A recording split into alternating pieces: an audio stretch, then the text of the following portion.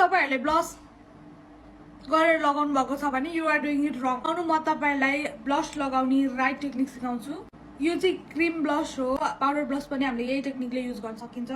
सुरुमा प्रोडक्ट लेख्ने, प्रोडक्ट लेख्दा बित्तिकै डाइरेक्टली यसरी लगायो भने चाहिँ एकदमै धेरै लाग्छ अनि कुनै कुनै चाहिँ एकदमै पिगमेन्टेड हुन्छ अनि त्यसलाई मिलाउन लास्टै नै गाह्रो हुन्छ। प्रोडक्ट लिएर सुरुमा आफ्नो हातमा यसरी मजाले यसरी प्रोडक्टलाई राख्दिने हैन, अनि यहाँ हल्का कम प्रोडक्ट भयो, त्यसपछि बल्ल लगाउन स्टार्ट गर्यो। 2 वर्ष अगाडि चाहिँ ब्लसलाई चाहिँ हामीले यस्तो गरेर ठ्याक्कै यतिमा लगायो भने राम्रो देख्छ भनिन्थ्यो, तर अहिले चाहिँ त्यस्तो हुँदैन। टेक्निक्सहरु टाइमसँगै चेन्ज हुँदै जान्छ।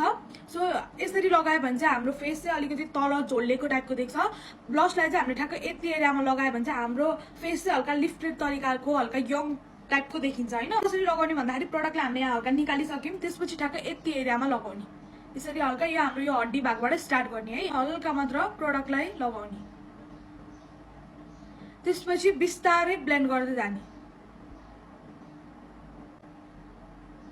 कहिले पनि एकैचोटी धेरै प्रोडक्ट लेख्ने हैन, सधैँ अलिकति कम प्रोडक्ट लेख्ने, आफूलाई हल्का कम भयो भने थप्दै जाने है। मलाई चाहिँ ब्लस एकदम नै मन पर्छ, सो मलाई यो हल्का कम भयो, म अलिकति थप्छु। प्रोडक्ट फेरि थपेर फेरि हातमा हल्का वार्म अप गर्ने, त्यसपछि फेरि लगाउने।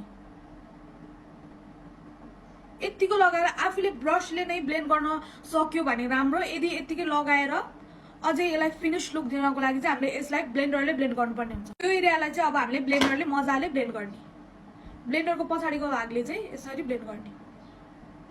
ब्रसले चाहिँ प्रोडक्टहरु त्यस्तो धेरै सोच्दैन, ब्लेन्डरले चाहिँ मजाले प्रोडक्टहरु एब्जर्ब गरेर चाहिँ मजाले स्मुथ फिनिश दिन हेल्प गर्छ हैन।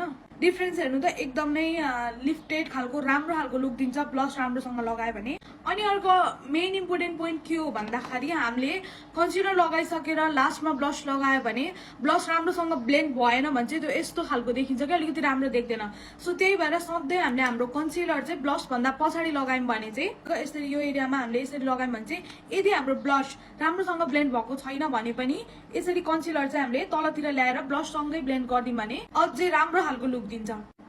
सो हेर्न सक्नुहुन्छ तपाईले डिफरेन्स एकदम नै राम्रो देख्छ। यदि तपाईलाई यस्तो पार्टमा चिक्समा लगाएको मन पर्छ भने हल्का अलिकति कम प्रोडक्ट लिएर यस्तो नोज एरियाबाटै हल्का तरिकाले यसरी लगाउनु भयो भने पनि राम्रो देख्छ है, तर डाइरेक्टली प्रोडक्ट लिख्दा बित्तिकै झ्याप्पै लगाउनुहुन्छ हैन।